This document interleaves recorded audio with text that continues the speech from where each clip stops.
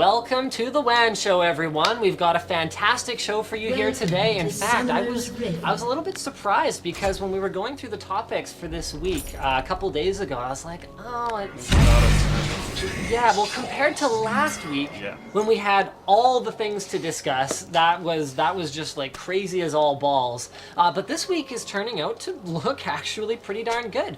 Our special guest today is Elric from Tech of Tomorrow, formerly from Motherboards.org.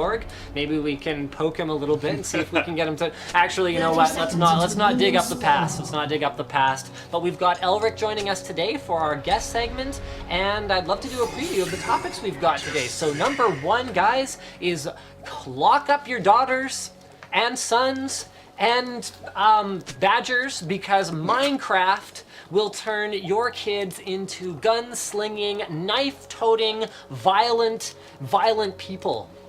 I can't believe this got out. Minecraft. With GTA 5. I know. Like, the timing is hilarious. The timing is fantastic. More on that later, guys. Cheating in Android benchmarks is definitely a thing, so we are going to discuss the state of the Android ecosystem and what cheating means to consumers and manufacturers and why it gets done when you get caught every time. This is the exact same thing we've seen on the PC, we'll see it again on smart watches. Quote me on that. That's true. What else we got? We got Control-Delete was a mistake admitted by Bill Gates, kind of a conversation that happened there. And Steam Machine specs unveiled by XI3 and Valve. And the Valve Steam Machine specs that were unveiled were the prototype ones that are going in. Kind of all over the place. And yeah, all of them. Alright, so why don't we kick things off with the intro.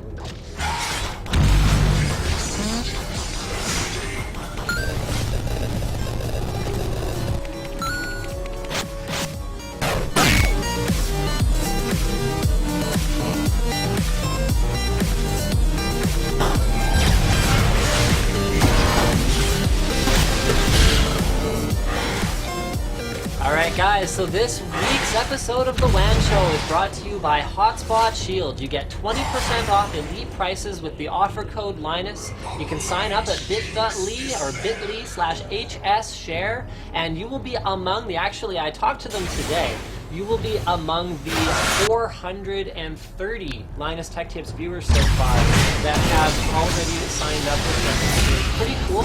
There was one post on the forum from someone that had an issue with customer service, and within a matter of, I think it was about a day, Hotspot Shield had posted on our forum, fixed it with them, posted their email address for any other Linus Tech Tips viewers that had any kind of issues with the service. So that's I thought that was pretty cool. I got an industry affiliate then. Yeah, we should probably do. I haven't told you about it. I was like, I didn't hear about this. Don't worry, we got this. Anyway, guys, 20% off elite prices, so bit.ly/hsshare. So let's move into our first news item of the week, which is actually a pretty minor item. It's just more of a funny thing. Yeah.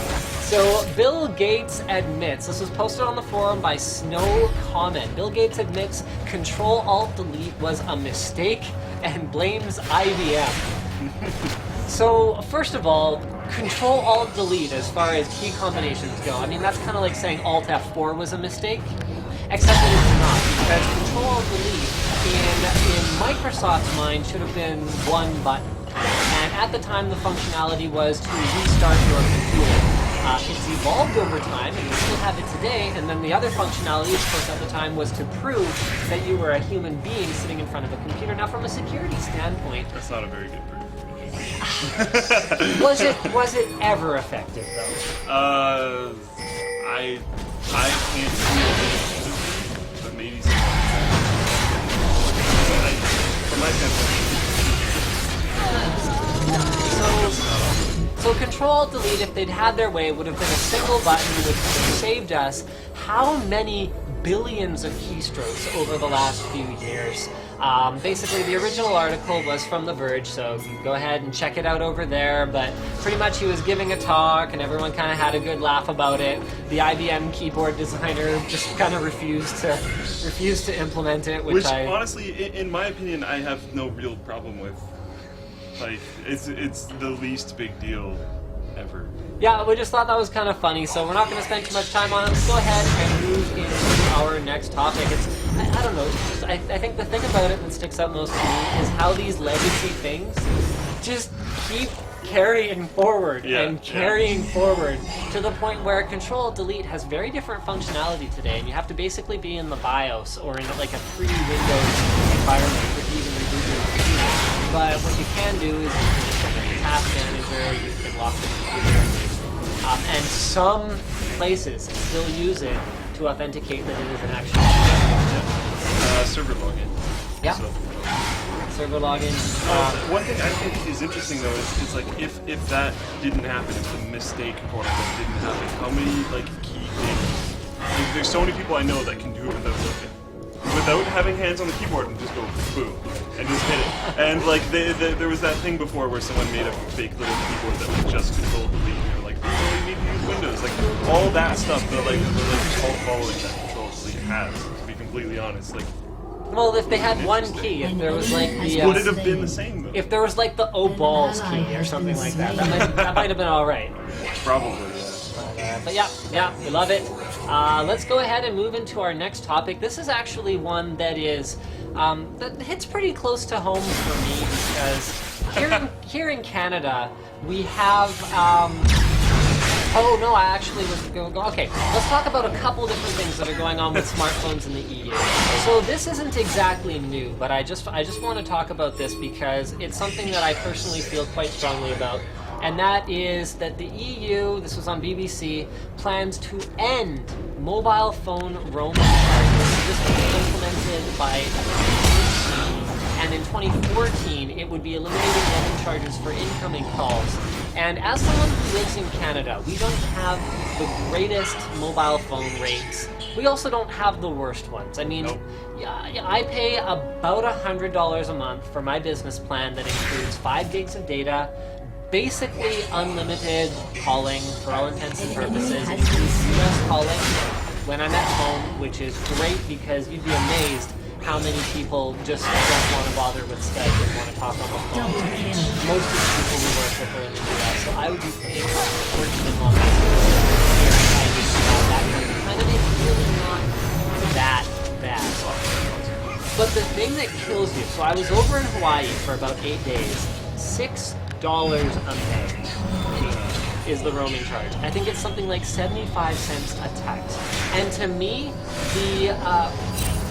this is basically, like, to me, the only excuse for this kind of behavior and these kinds of charges is, like, you know, the back room of, you know, a lady club where there's, like, fat dudes with cigars sitting around going, like, you know, like, placing bets on the table for how much they think that people would be willing to pay in roaming charges. And I mean, even roaming plans, where it's like, yeah, $50 gets you, you know, a 100th of what you normally have access to with your regular plan while you're on the go.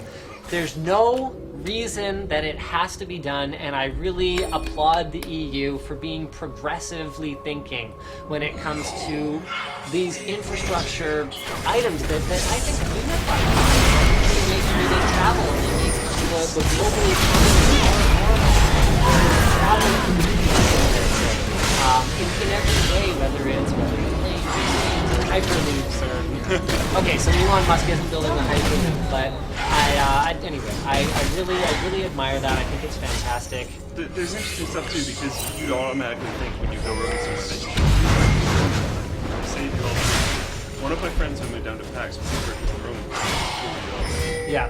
I didn't. Took all the hits and was still totally fine at under $40. It was still really expensive and stupid. So it's just like, would you like to bend over the couch or would you like to bend over the bed? It's totally up to you as long as you bend over and take it from your telco.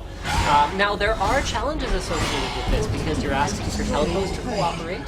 In the EU, it's going to require wireless providers to have, I think, the proposal must be approved by the 28 EU members, and they also have to have permission to operate and conduct business, so to speak, in all of those countries. I think there's going to be a lot of consolidation in the market where the large players in the larger markets, whether it's Germany or the UK, are going to have a huge leg up on the smaller providers in the smaller EU countries, and I think it's going to put a lot of people out of business. And there are problems with this, but I think that it has to happen at some point, and I would love it if Canada and US got together and cooperated. I'm surprised that hasn't happened yet. Well, of course it hasn't happened, because whether it's Verizon or Bell or Rogers or AT&T, they all love damn robots.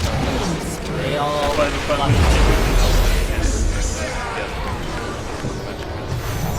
Well, it's one of those things where it takes a government mandate to make telcos cooperate with each other. Have you seen Or well, cooperate with each other above board. Right. So- Have you seen all that stuff lately, the Canadian government attacking wireless companies? I didn't bother to put that in the thing because we talked too much. We've talked enough about that. But like it's, they're kind of Yeah, that's good. That's good. I'm glad. We need more government regulation on because it is getting ridiculous. So speaking of government regulations and sometimes them getting involved in things that they don't fully understand, this one is new. It was posted by Bam Bam Lolly on the forum. The EU wants every smartphone and tablet to charge by micro USB. So the original article was on The Verge as posted by our forum member who is helpfully putting in his sources, and I agree with the idea that every smartphone should use a universal standard, but what I disagree with is that that micro USB should be it. Let's get into it, shall we? just go.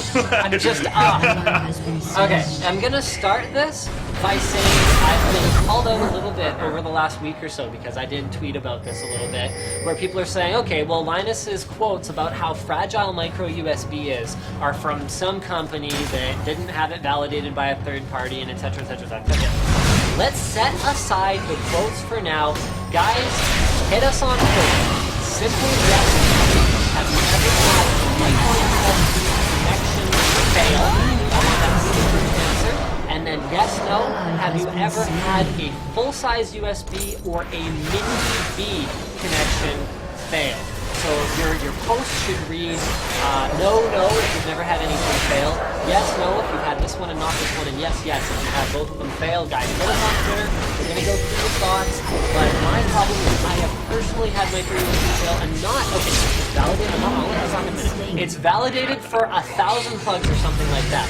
The problem I have is how fragile physically the connector is. It can be validated for whatever you want. In the real world, we don't carefully plug it in and unplug it. We don't even plug it in quickly straight and unplug it straight. We run into situations where our phones are dead, we really need a charge, we're on the go, we take a portable battery bank, we plug it into it, we jam the whole thing in our pocket. That is the real world, especially in this day and age of cell phones that don't last for a week on battery like they did when I first got a cell phone. We've moved so far backwards to the point where when I'm heavily using my HTC One, I might have to charge it a couple of times in a day. I'm talking really heavy use. I burned through 20% of my battery in about 15 minutes today when I had tethering on and I was using it for navigation and the screen was on. They go fast. So micro USB is fragile even if it is reliable or whatever other term you want to use for it lasting a long time. So with all of that said, I don't have an alternative connector I like better. I actually, well, okay, I don't think mini USB-B was that bad. If you actually objectively look at them and compare them, they are not that different. The only real difference on a modern cell phone implementation, even on something like the HTC One, would be that you'd get less of a sort of support around it, which I find that connector doesn't need as much. With that said, the internals of the connector are bulkier.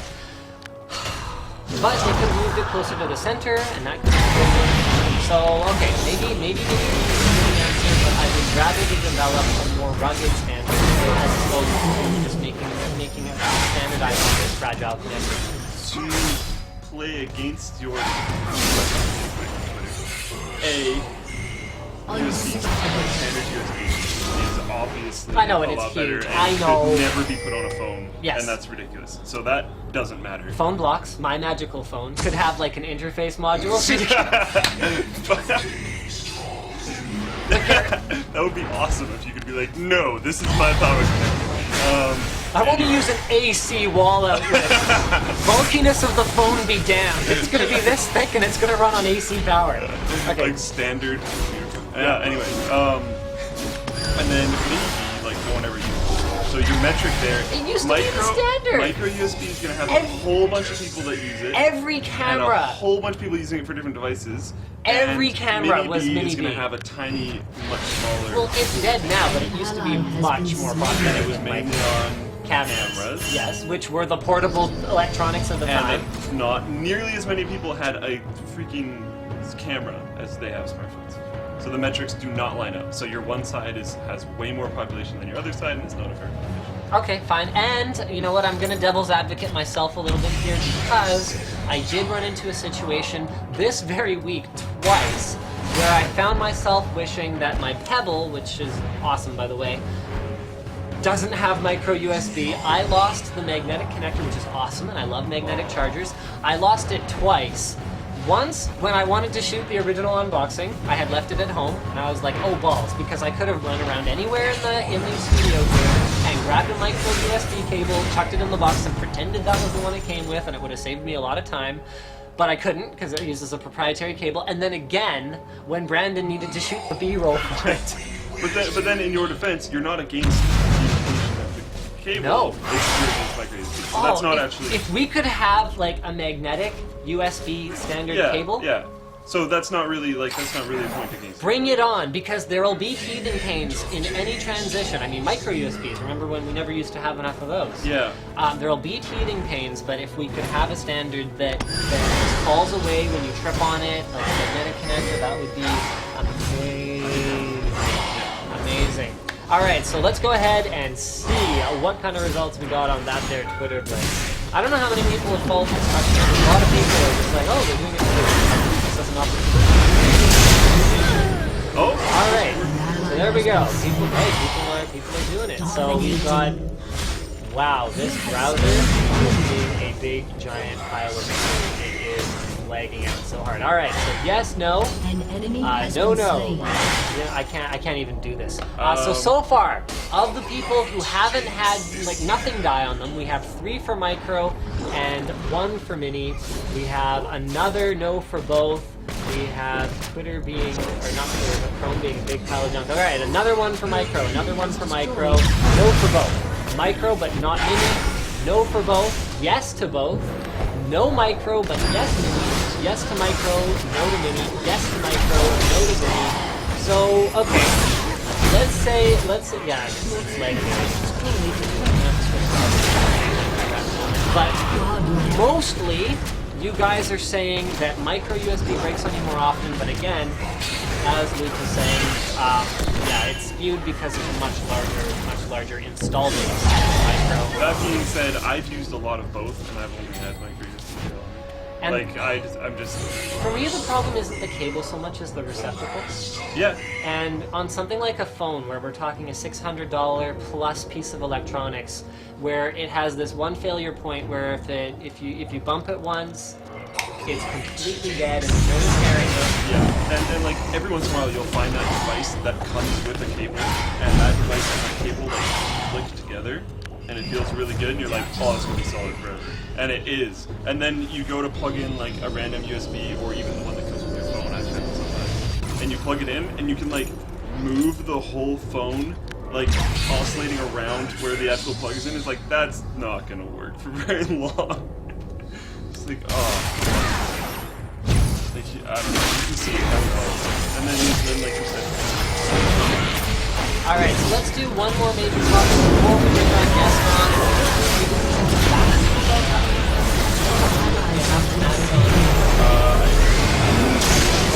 Okay, if you have to go bail for a couple minutes, I'll handle this topic on my own. Maybe we'll just kind of get figured it out. I just replied to the email. So here we go, guys. Actually, you know what? I'll save that one. Alright, this was a post on the forum a long time ago, and kind of a funny story here was Slick's been using the priority box in Gmail basically since Linus Media Group was formed, and only realized this week that, I don't know, what would you say, about half of the emails you get from me have not been being flagged as priority. Like at least 25%. Okay, so let's say at least a quarter of them. So guys, priority inbox, if you don't already know, I really don't recommend using it. I found it makes a lot of things escape from you. Okay, you weren't CC'd, I guess, so that's a bit of a problem. So basically, this article was actually posted on the Linus Tech Tips forum by Queek back in June, and it was something that I emailed. I was like, hey, we should talk about this on the WAN show. So load line calibration, or VDROOP, sort of VDROOP compensation, is something that many motherboard manufacturers have implemented in order to potentially stabilize overclocks. However, it's one of those things where the motherboard manufacturers put it on there. Extreme overclockers do tend to use the setting from time to time, but if you ask most of the motherboard guys, or you ask Intel, they'll say, well, you know what?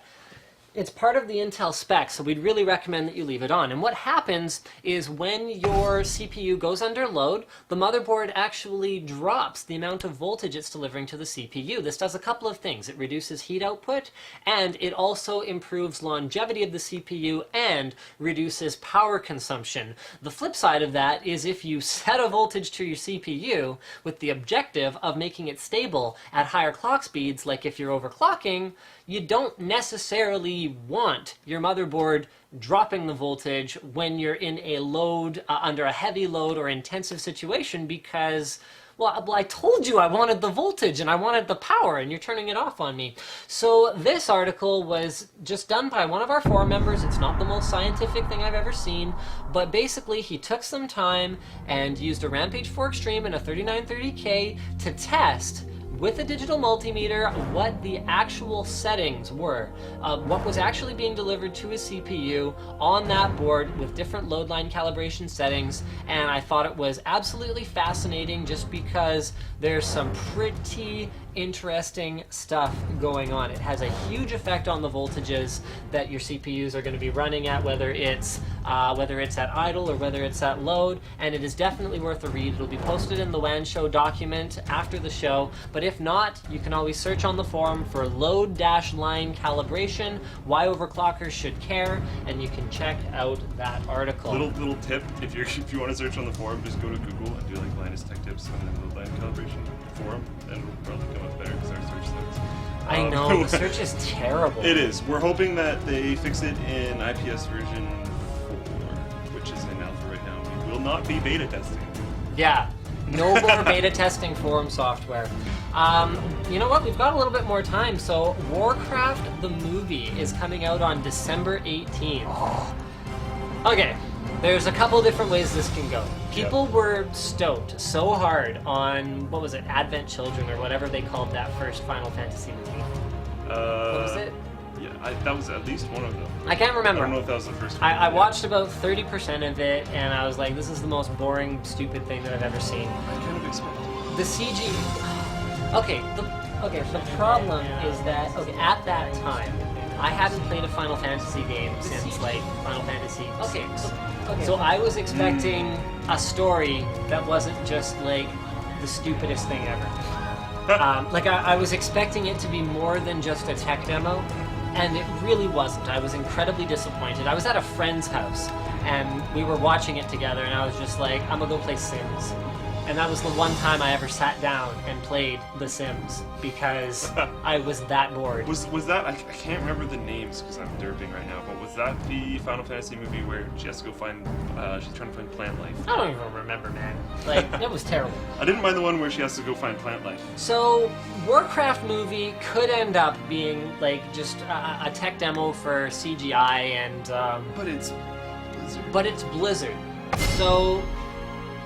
It also could end up having, like, the best story ever and launching an entire series of movies and a franchise that could be amazing. I'm a huge... Embrace the darkness. I love the Warcraft one. And I linked something in this document so you guys can check it out later, which is a compilation of HD remakes of all of the cinematics, not like cutscenes, but cinematics from Warcraft 3. And like, they're epic. Everything's epic. Like when Arthas is succeeding you and stabs through the guy's thing and his crown goes downstairs. Like, that's so ridiculously epic. And I expect it to be more like fighting and war and epic scenes and stuff like that than I would expect from Final Fantasy. So if someone could pull this off, would it be Blizzard then?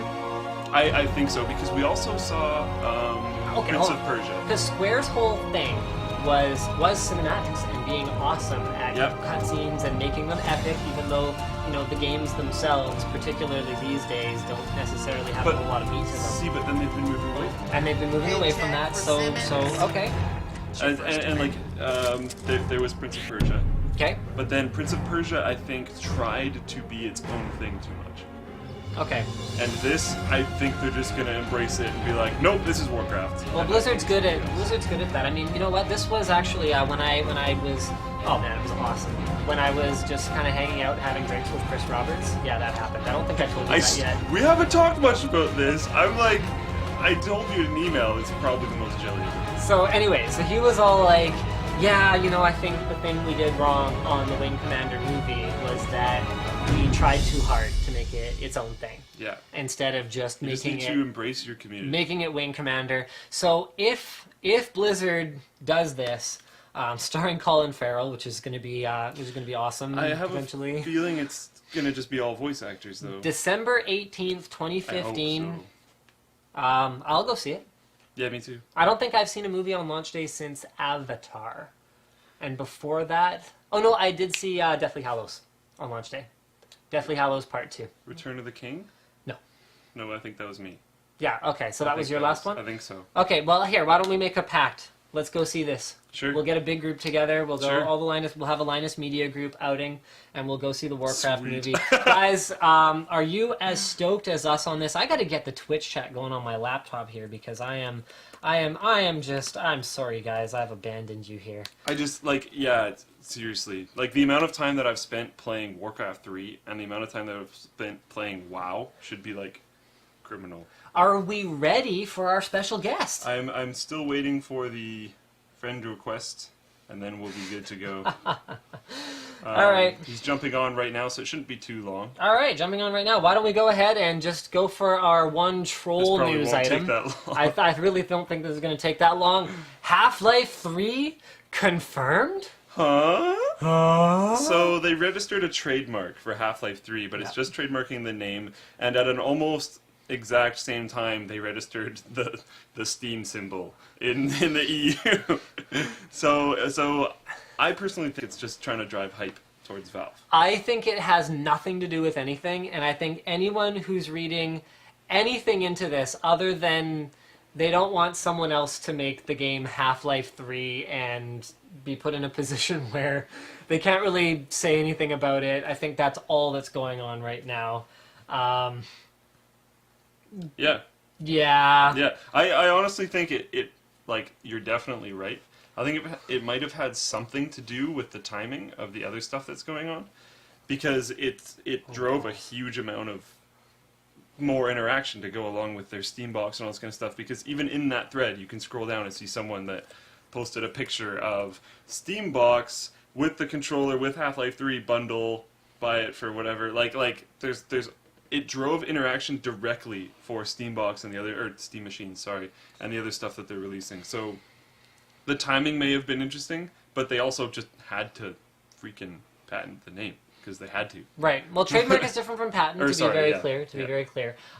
So I actually do get a kick out of the fact that it's a Newman avatar on the guy who posted it on NeoGAF. So. Yeah, ultimate troll avatar right there. How close are we here? I still hasn't added me up. Haven't gotten an email recently. All right, cool. Probably just getting set up. Hopefully we'll have this going very, very soon. Add me on Skype. Yep, hopping on Skype in a second. Okay, that's good. So let's move along to, you know what, guys? Hit us with a Twitter blitz of maybe some questions for Elric. I'll take some time and introduce him. If you aren't already familiar with Elric from Tech of Tomorrow, he's done a wide variety of different stuff. Started up motherboards.org about 1 billion years ago without taking a crack at him for his age. He's been doing the whole tech media thing for longer than I have known what a CPU is.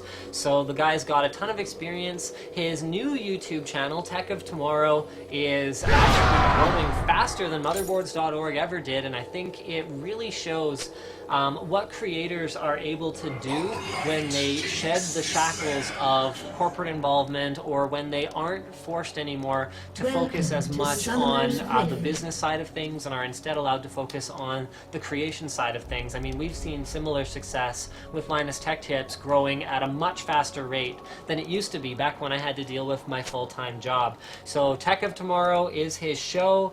He's on Twitter at oh balls. Okay, I can't remember, but if you search for Tech of Tomorrow, Twitter on Google, which is actually how I usually find people, because Twitter does a terrible job of autocomplete. You know what really drives me insane? This is like spawn. kind of an offshoot, but when you go on Twitter and type in, there's the search box, and I'm like, Linus, and then press down once because it's currently searching for you, and then press enter, and it comes up with, instead of going to you, it just does like a search for, if I just did LINU, it would do a search for Linux. And it's like, no, actually I want the thing that you were showing a millisecond previously, which was Linus. It's, oh man, there's some Minions stuff have that's spawned. crazy. I have recently started using Instagram. Because Really? Twitter pictures break constantly. You know what? I've actually found that too. There's better support when you click, especially on the mobile app. Yeah. When you click on a Twitter picture link, it just goes nowhere. It doesn't work. So now if I use Instagram, it actually loads. Like, I have no interest in actually using Instagram. I used to use it a long time ago. I didn't even bother making a new account. It'll work. And like, I don't want to promote it. I don't want to do anything. I don't care if anyone follows it. Everything that I ever post on it, I'll always just push to Twitter. I have no interest because it's just the only reason why I'm using it. So I'm actually All right, we've got another little bit of troll news here. This is pretty funny. Well, we stalled for time some more. So, are we ready to rock? Okay, so get things going over there. We need our headsets, right? On Indiegogo, the AI smartwatch is a smartwatch that I watched their video about sort of 2 minutes in, and I kind of went, yeah, okay. You know what? The real secret to a successful Kickstarter or Indiegogo campaign seems to have less to do with the idea and the product, and more to do with having a really slick video. And I'm looking at it going, yeah, really, guys, I don't know if this is going to work. So what we got a kick out of, and this was pointed out by one of our community members, was that it is as featured in, whoa, hold on a second, what's that down there? What's this right here? As featured in Linus Tech Tips. So Luke's looking at this going, what? I don't remember this. I don't remember making a video about this. You know what's funny too is I watched the video, and it was music that we paid for off Melody Loops, but Yeah. they used the same The music same, yeah. that we use in one of our Tech Quickie videos in their Indiegogo I video. recognize that as well. So what it turned out to actually be was a post on the Linus Tech Tips forum that, like, one dude who looks like a legit member of the forum, He is, so yep, it's not just them, it's You Better Not, who I've seen around like 2,000 posts saying, oh, that's pretty cool, but that small interface, and then nobody ever replied. And But it's like, it's not even a bad post, just no one ended up replying. No, good post, just it wasn't really featured on Linus Tech Tips in the same way that Indiegogo page would lie that it was featured on Linus Tech Tips. So we're getting our call with Elric going. I've had the pleasure of meeting Elric a couple times. The first time we met in person was at CES this year, and I remember us saying, hey, we gotta, get together and like do something, and then we just never managed to make it happen. So is he on? Are we Yep, good? Are yep. we live? I'm here. Hey! Welcome What's to up, the guys? show! Alright. So I kind of introduced you a little bit, but why don't you tell the audience what you're about, as if any of them don't know who you are already, because I'm pretty sure they do. I don't know, man. I'm like the old man in the tech business. I've been doing this since the day it started. I've been into computers and electronics ever since I was a little kid. So like, doing this for me, it just seems to be like the natural way of my life. I really love doing what I'm doing, and I don't really see myself doing anything else. And it's great to see so many other young people doing it nowadays. Like, I've been doing it back when on 1 or 2 sites. Now there's just so many people out there doing their own thing. It's just awesome. You know, a lot of people feel like guys like you and me, or, you know, the Newegg TV guys or whatever, are competitors. And I'd like you to take a moment and address that in your own words, because I think you put it pretty well. Yeah, I mean, there really is no competition between everybody. I'll admit that, like, when I first got into it, I used to kind of look around and look at everybody's numbers and what are, you know, what I could do to get better and all this. But then I just kind of just started, like, doing my own thing, paying attention to what I was doing, and learning really to, like, more and less buddy up with everybody. For a long time, it seems like a lot of the PC people all wanted to be like an island. They just, you know, they were afraid to sharing their ideas, afraid to work together. And I've really noticed over the years the Mac guys have never done that.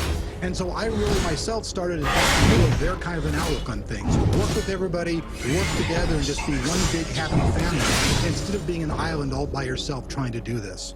Absolutely, I agree 100%. I mean, it still kind of is funny to me when people post on my video that, you know, Elric's the best tech host, or they post on your video that Linus is the best. And you know what, guys, we really don't see it that way.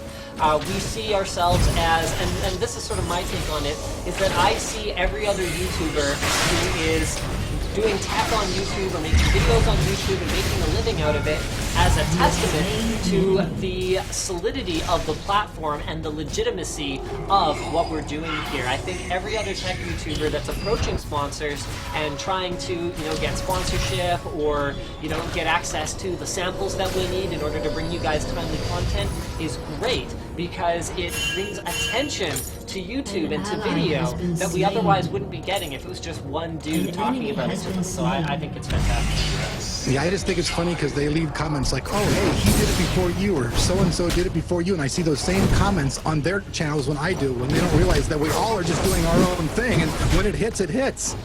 Speaking of things that are hitting, this was an article that is on Tech Power Up. Now, I don't know what your NDA obligations are, but I do have some with respect to the upcoming Radeon graphics cards, so I want to keep the discussion pretty much narrowed in from my side on what I've already seen posted in other places. But Tech Power Up posted some benchmarks of the Radeon R9 290X, which we already know, this isn't under NDA, is going to be their new flagship card based on a new GPU, and we saw some interesting results here. So there's rumored specs in here as well, but we see it trading blows with the Titan.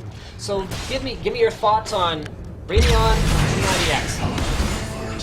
Well, for me, I'm just really glad to see AMD getting something that's new for the people that out there that have been supporting them. I mean, they've had their cards in the market for a long time. We did see the 7990 hit the market, but it doesn't seem like it got very favorable results since the price is like almost next to giving it away now compared to some of the cards that are coming out. But I'm really looking forward to it. And if these guys can actually get the price point down below the Titan, even if it doesn't beat the Titan, if it can even come anywhere near the Titan, be $100 less.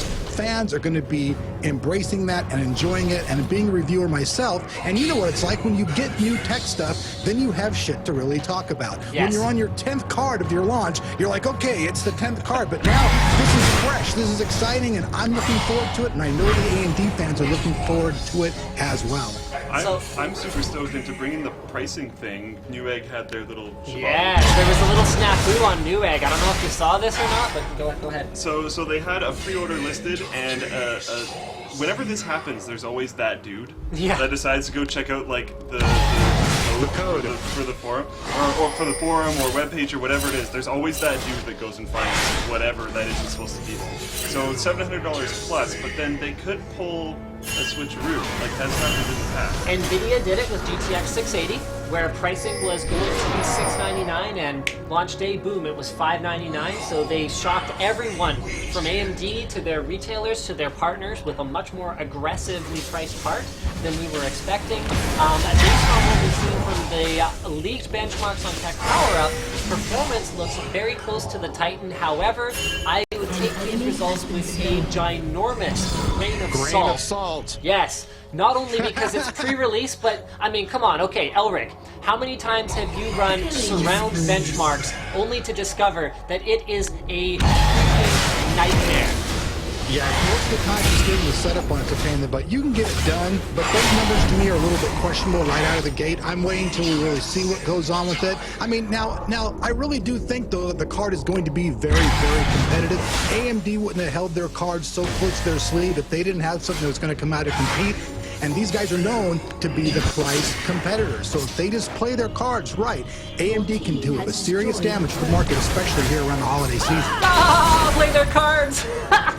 Oh! Hey-oh! That's alright. Man, I love that.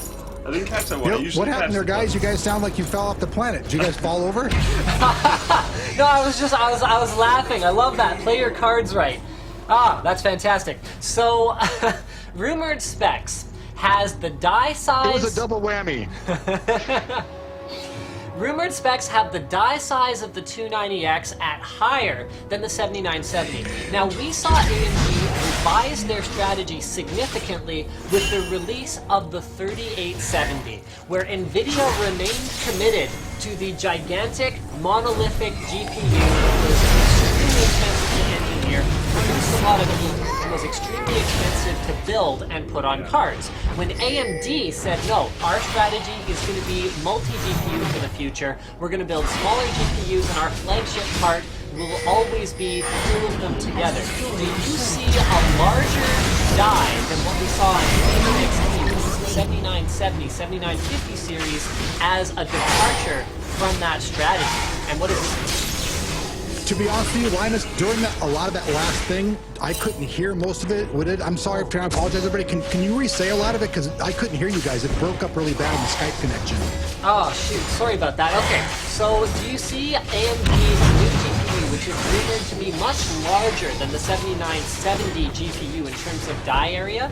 Do you see that as an admission of defeat on their strategy of having two smaller GPUs, 3870X2, 4870X2, two smaller GPUs together make up their high-end strategy?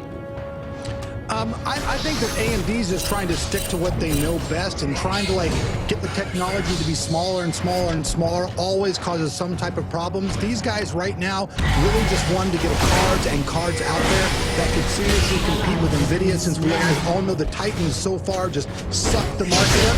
So I think AMD's just trying to really stick to what they know right now. I think in launches that we see next year with new stuff, we'll see them go back to that again, but I think right now they're just trying to really stick with what they know.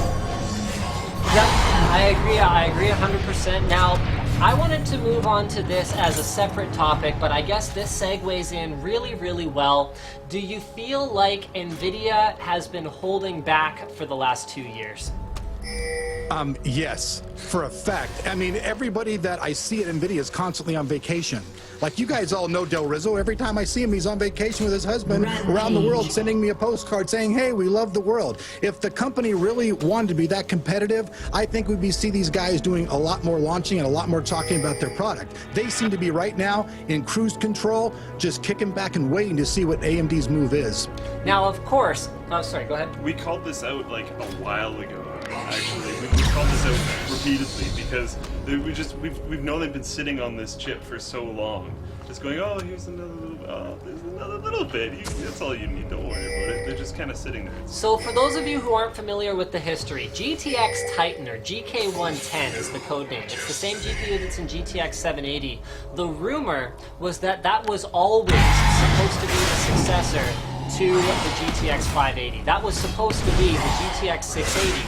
But the rumor, the word on the street, is that NVIDIA saw how poorly 7970 performed, and remember, this was AMD's strategy of smaller cores and then putting two of them together for the high end, which they didn't even manage to do until a year plus into that product launch. So when NVIDIA saw how poorly it performed, they basically learned what couldn't even happen in existence as a G4.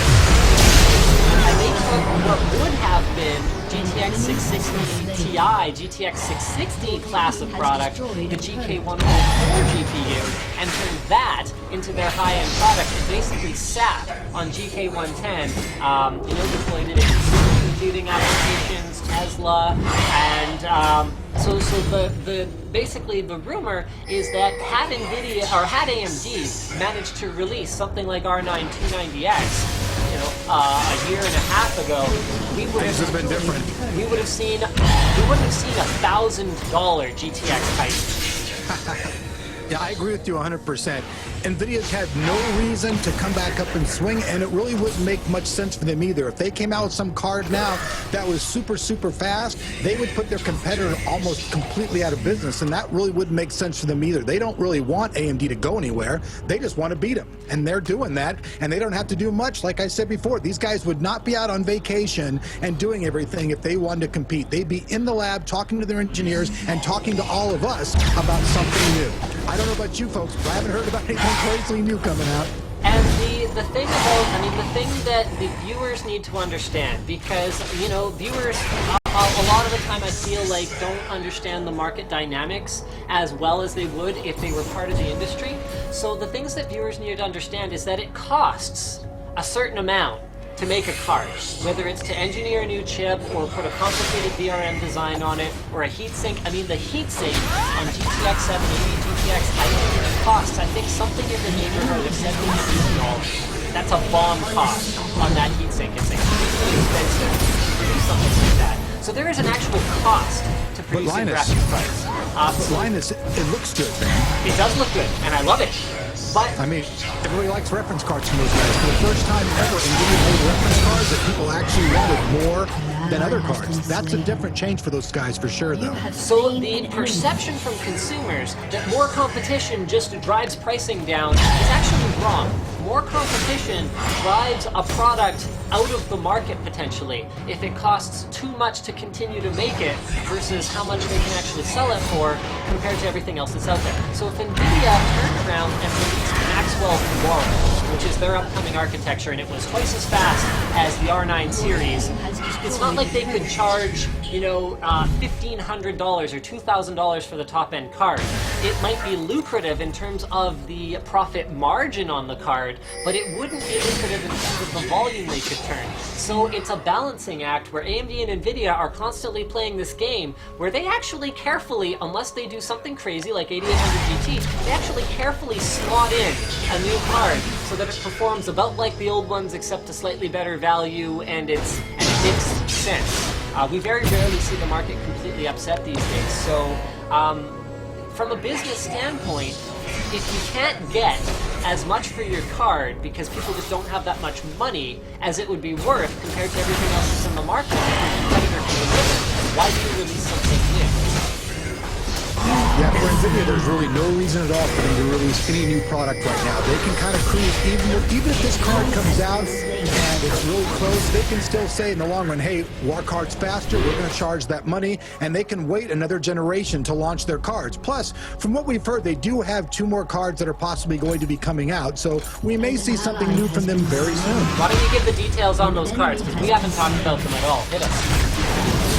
Well, there's supposed to be a single GPU card coming out and another dual GPU card coming out from NVIDIA. The rumors are flying. There's nothing, concrete that I've actually heard from them directly, but we've seen the leaks around the world, so we know that something's definitely going to be coming. All these guys are doing right now is sitting back once again. They're going to wait for the launch. They're going to see how it affects them, and then they'll make a decision. If there's nothing that they need to do, they're going to even hold back on releasing any new cards until probably we may see something right at the holiday season, but if not, it'll be in Q1 of 2014. So I actually just linked to your article here. So guys, this is on techandtomorrow.com, and the article is NVIDIA cutting video card prices in October to compete with AMD with a question mark on it. Allegedly, rumoredly. Rumor. Where Elric basically says, well, look, we might see a full-fledged Titan. Not all of the SMX modules and CUDA cores are enabled on the GTX Titan right now. We might also see, and this has been rumored by NVIDIA themselves, a dual GK110 GPU, which would be absolutely benchmark crushing. I mean, I'd love to see it. I'd love to see it. With that said, for all the viewers that are kind of about to ask me and about to hit my PM inbox, Linus, how do you think it will perform? The answer is very simple. It'll perform fast. Just like two GK110s in SLI on separate cards. Pretty much like that. So there's not a whole lot of special sauce to go on here. But NVIDIA has actually contacted me and said, hey, you know, get ready to have these cards. So there might be something that they have on paper. They might even have them, but they're not yet really sharing them with the market and saying, hey, these cards are for sure. Because believe me, as soon as they do, you know we'll know. Well, NVIDIA used to be pure, you know, consumer graphics cards. Whereas you look at some of their initiatives now, something like Grid already uses dual GK110. So NVIDIA has, and you look at Titan, same thing, become more about delivering an enterprise solution and trickling that technology down to the consumer, which is a reversal from what we saw from them before. So I wouldn't be surprised if they are just sitting there waiting for AMD to do something, and they just, you know, get a consumer-friendly looking heatsink and redesign the I/O to actually have some ports on it, and release something along the lines of that card. Did you guys hear that all of the GX cards that are coming out, they're not at any reference model whatsoever? Every card is supposed to have its own coolant from the company. So instead of using a card with a sticker on it, I'm hearing that all of the new 280X cards will be specifically designed by the company that's making them. You guys heard that as well? I hadn't heard that, but I do know that our sample 290X is a non-reference card, and I haven't heard of anyone who has gotten a reference card. So while AMD did have reference cards at the event in Hawaii, I haven't seen any yet, so that could very well be true. With that said, you know, maybe this is a good opportunity to talk about what do you think of reference cards versus non-reference cards? On them. I think it's on like who is making the reference card, because the company will take a reference card and they'll put Sorry to sorry to interrupt. We're getting some breaking up on the call here. Can we try redialing you here? Try that one more time here. Sorry guys, our connection looks good.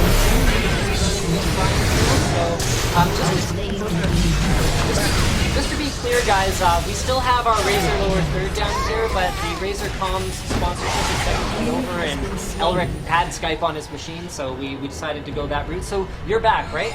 I'm here. But you still got that robot sound. I wonder what's going on here. It sounds like you might be being DDoSed, actually, would be my suspicion.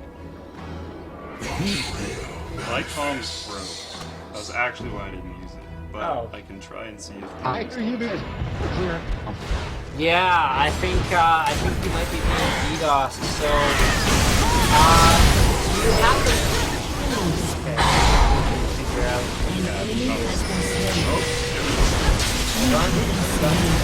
Has the connection dropped completely? Nope, we can hear him. Still there. Okay, well, you know what? Why don't you go ahead and see if we can power through it and give us a, you know what? How good of a data plan do you have on your phone? Do you want to give us a call from your phone on a mobile network and see if we can avoid this? I suppose. I'm in my house. I thought it was a good connection. They say that I'm being DDoSed or something. Yeah, it's a Skype bug. There's really not a whole lot that can be done about it, but anyone who knows your Skype ID is able to DDoS you with impunity. It was a problem we were running into on the WAN show, where our shows were getting shut down because someone who knew our Skype ID was shutting us down. In fact, that person's probably trying to DDoS us right now, but don't worry, we're using a very secret Skype ID that gets used for nothing but this. So, you know. So I've been hacked. Basically, yeah. So you guys want me to just hang up this and then call you back? You know what? It's a little bit better now. Why don't you give us the reference versus non-reference card bit, and let's try it. See if you can make it. Here's my way. Now, are you guys still there? Oh yeah. Okay. In the past, I thought NVIDIA made some of the worst reference coolers around. You guys all know everybody called them lawnmowers and everything else. They were super loud. In fact, everybody kind of suffered from it. Do you remember the 7950 GX2? How could you not? I gotta say, man, like, and even now, making a reference card that has a really nice cooler on it, and many of the people at my channel will come to me and say, hey, how do you get a hold of that reference design exactly like that? And that time it was really cool, but most of the time, when companies just take and put some piece of plastic on it and a sticker on it, I mean, I suppose that it's okay if you're just somebody throwing it in the computer and not looking at it. Most of the people out there have it. Oh boy, yeah, no, he's definitely being DDoSed. He didn't try to get the connection back. In the meantime, guys, I would love for you to hit us up on Twitter, give us a Twitter blitz of any questions you have.